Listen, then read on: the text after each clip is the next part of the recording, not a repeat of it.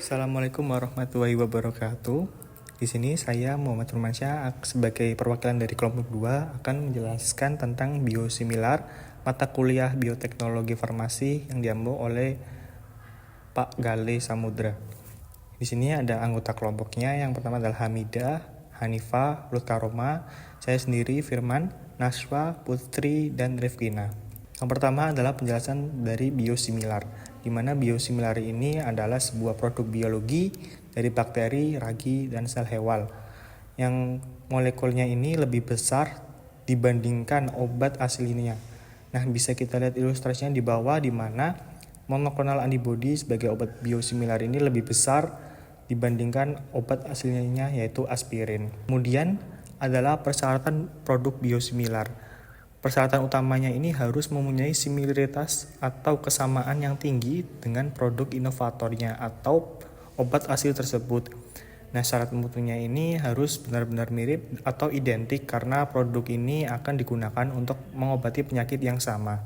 Kemudian adalah purifikasi produk biosimilar, di mana strategi dalam pembuatannya, pemurniannya, menjaga struktur dan kemanjurannya ini akan mengingat produk biosimilar memiliki bobot molekul yang tinggi dan kompleks.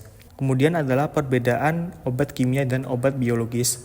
Obat kimia ini dikembangkan melalui sintesis kimiawi dan sulit dicerna, dan walaupun molekulnya ini sangat kecil.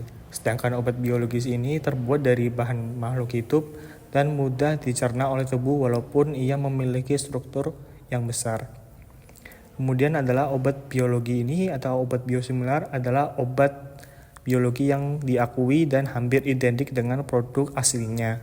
Di sini bisa lihat di bawah, di mana aspirin sebagai obat aslinya ini memiliki bentuk molekul yang jauh lebih kecil dibandingkan insulin, GCSF, HEP, dan MA. Kemudian ada tahapan pembuatan obat biologi. Yang pertama adalah tahap cloning dan ekspresi protein. Kemudian diikuti dengan tahap 2 dengan metode perbanyakan klon sel, kemudian protein produksinya, kemudian dipurifikasi atau dibersihkan dan divalidasi proteinnya. Nah, obat biosimilar ini menjadi kesempatan menarik untuk dikembangkan pada negara berkembang.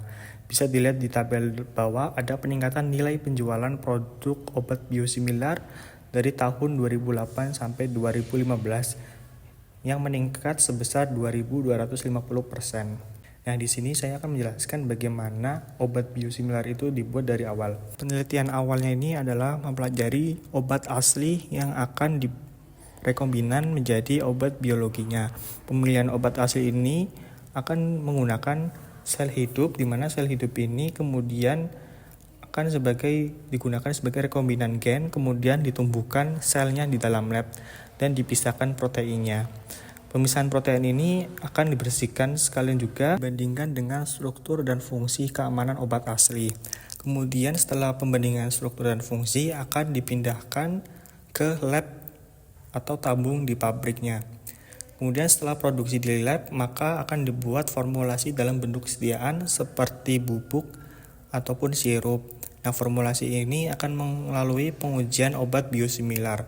Kemudian obat biosimilar ini tidak berbeda dengan obat aslinya, di mana pengujian ini akan sama. Kemudian setelah pengujiannya lolos, maka akan diproduksi secara besar dan memperoleh izin dari pemerintah.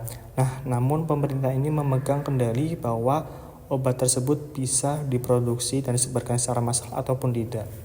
Nah, itulah proses dari pembuatan obat biosimilar dari kelompok 2. Terima kasih. Wassalamualaikum warahmatullahi wabarakatuh.